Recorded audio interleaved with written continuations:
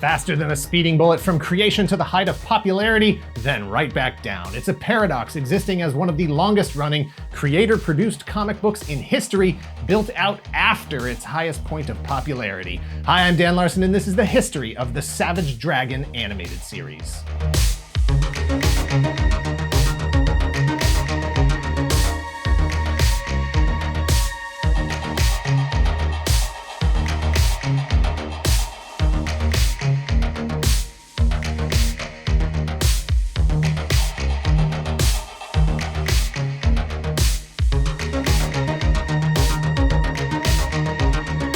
The Savage Dragon is a 2-season, 26-episode animated series that aired in 1995 and 1996. It was complemented by a very small action figure line and one of the hottest comic books on the shelves at the time.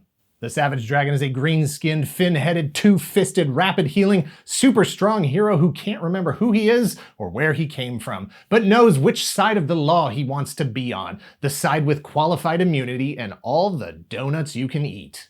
Dragon protects Chicago, nay, the world, from the threat of superpowered and or generally nefarious characters.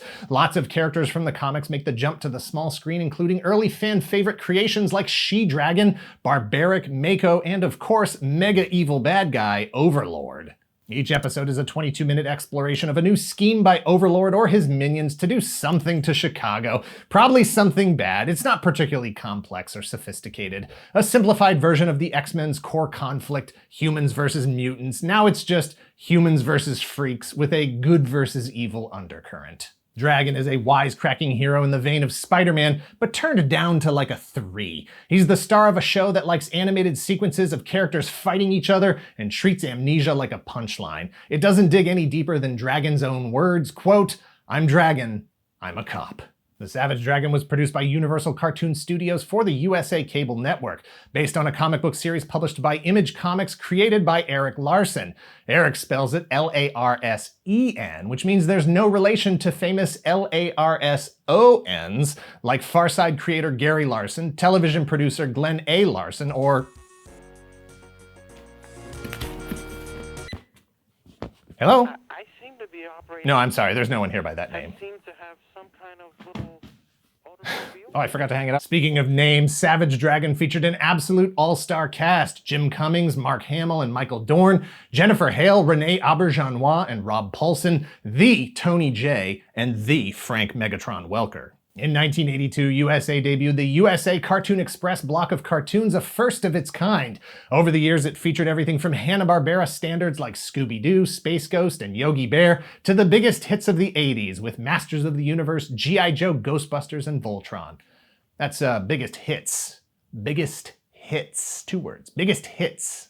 In 1995, USA launched a second block of cartoon programming called the USA Action Extreme Team, a name so 90s that you can't say it more than 3 times without conjuring the ghost of Vanilla Ice on rollerblades. The USA Action Extreme Team put the emphasis on extreme action with shows sampled from popular video games, toys, and comics.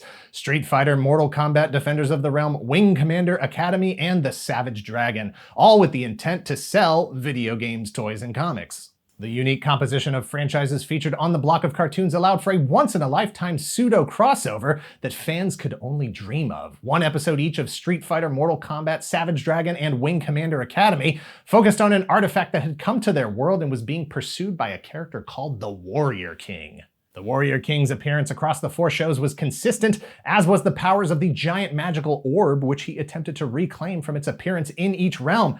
Technically, he's the only character that appears in the 4 separate universes, but still, it suggests that perhaps Savage Dragon could have teamed up with Blanca to fight Goro at whatever the name of the place is where Wing Commander Academy takes place, and who hasn't dreamed about that? The USA Action Extreme Team would ultimately outlive and replace the USA Cartoon Express through 1998. By that time, USA made the decision to drop cartoon blocks from its programming slate altogether.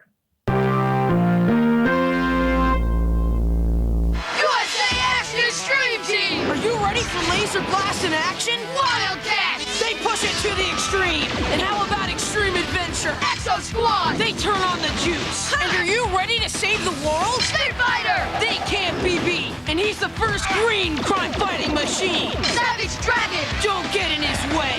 So grab your weapons and get ready to join the team. Exo Squad, Street Fighter, Savage Dragon, USA Action Stream Team!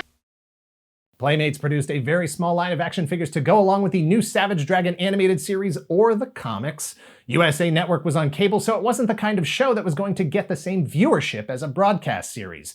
The comics were likely reaching an entire audience that didn't even know there was a show to watch. 5 action figures including Dragon in his police uniform and with battle damage, She-Dragon with short and long hair, and Barbaric, an adolescent hulkish delinquent that Dragon has helped reform to help in the fight against the Freaks.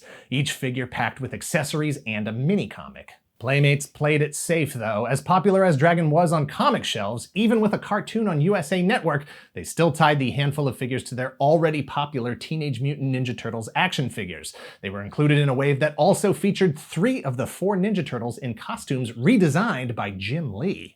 The Savage Dragon was one of the hottest characters on the planet in 1993, so it's no surprise that it was turned into an animated series so quickly after his debut at Image Comics. In 1992, Image Comics was formed by an exodus of artists who had been absolutely dominating the industry at Marvel Comics on books like Spider-Man, X-Men, Another X-Men, X-Force, Wolverine, and a different Spider-Man. Todd McFarlane, Jim Lee, Rob Liefeld, Whilce Portacio, Jim Valentino, Mark Silvestri, and Eric Larson were, without question, the biggest names in the industry, taking a historic step to become their own bosses at a time when comics and the characters they were working on were more popular than they had ever been. Their visual styles, their storytelling had completely changed the industry. Anything they created was going to be worthy of investment before it was even in the hands of their customers. Each one of them benefited exponentially from the association with the others, in some cases far beyond what they might have deserved themselves for their own creations. Some of the books did better than the others, some were more commercially viable than the others.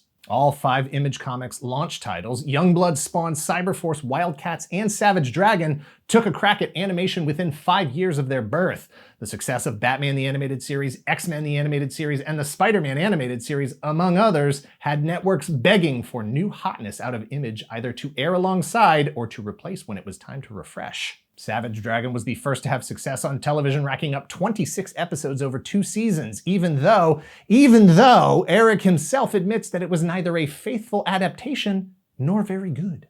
Eric has called it a bland, cleaned up, stripped down version of the character from the comics. He's observed the lack of character progression over the course of the series and that you can watch the episodes in any order. The problem was that Savage Dragon, as Larson wrote and illustrated it throughout the comic book series, was, again in his own words, quote, too racy for a Saturday morning cartoon show, end quote. Larson has described Savage Dragon as a book that is intended for older readers. Not to mention the way narrative pacing differs from comics to television, the fact that he didn't own all of the characters that had appeared in the books, and he just wasn't really involved with the production of the television series, because he was making the comics. And he still is, nearly 30 years later.